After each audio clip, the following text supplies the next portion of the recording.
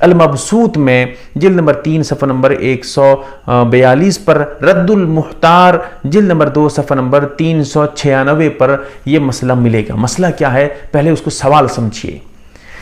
کلی کرنے کے بعد ہم روزے کی حالت میں ہیں، روزہ رکھے ہوئے ہیں اور کلی کرتے ہیں، چاہے ویسے عام طور پہ کلی، منہ میں کچھ بھی نہیں، نہ وضو نہ غسل، کچھ نہیں، بس منہ میں پانی لے کر کلی کرنا چاہتے ہیں، اس کلی کی بات ہو، یا وضو میں جو کلی کرتے ہیں اس کی بات ہو، یا غسل کے وقت جو کلی کرتے ہیں اس کی بات ہو، کسی بھی وقت ہو، کسی بھی وقت، کھانا تو اس میں کھاتے نہیں ہیں، بس ویسے ہی منہ میں پانی لے کر کلی کر رہے ہیں، کچھ بھی ہو، کسی بھی حال میں اگر روزے سے ہیں اور آپ کلی کرتے ہیں تو کلی منہ میں پانی لیتے ہیں اور کلی کر دیتے ہیں، اس کے بعد پانی کے کچھ نہ کچھ اثرات، کچھ نہ کچھ ذرات آپ کے منہ کے اندر باقی رہ جاتے ہیں۔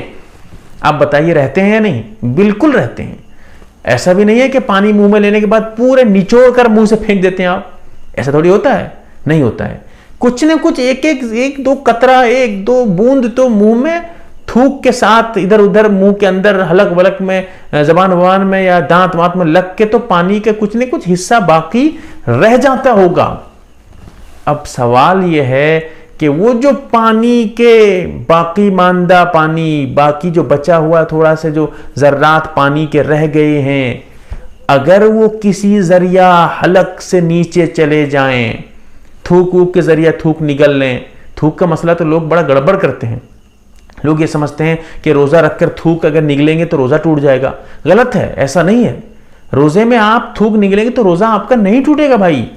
کہاں سے کون کیا غلط سلط مسئلہ بیان کرتا ہے۔ نماز کے بعد جب ہم مسجد میں نماز پڑھتے ہیں، نماز کے بعد 5-10 لوگ اٹھ کے جاتے ہیں، تھوک کے آتے ہیں، کیا ہے؟ روزہ ہے۔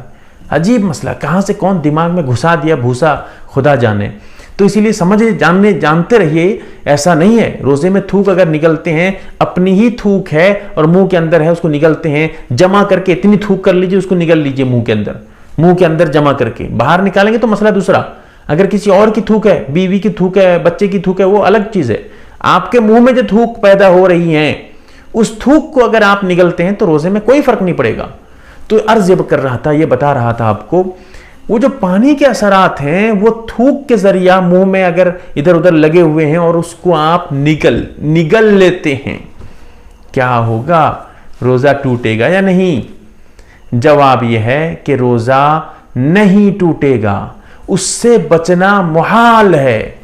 وہ ایسا جو ہے ذرات ہے کہ جس سے بچنا مشکل ہے، بہت ناممکن کہہ دیا جائے تو بھی کافی ہے۔ اسی لیے شریعت اس حرج کی وجہ سے، اس دقت اور پریشانی کی وجہ سے یہ کہتی ہے کہ آپ کے لیے وہ ذرات، وہ قطرات معاف ہیں، لہٰذا اگر آپ تھوک کے ساتھ اس کو نگل لیے ہیں تو روزے میں کوئی فرق نہیں پڑے گا، روزہ آپ کا صحیح سالم ہے۔ لہٰذا یہ شک اور شبہ کرنا، یہ دقت کرنا، یہ پریشانی میں مبتلا ہونا، پھر ایسا بھی ہوتا ہے کہ یہ سمجھ کر لوگ کبھی کبھی روزہ توڑ دیتے ہیں، ایسا اگر ہو گیا تو روزہ توڑ دیتے ہیں، پھر کھانا پینا چالو کر دیتے ہیں۔ اسی لیے یہ مسئلہ بتانا ضروری سمجھتا تھا میں۔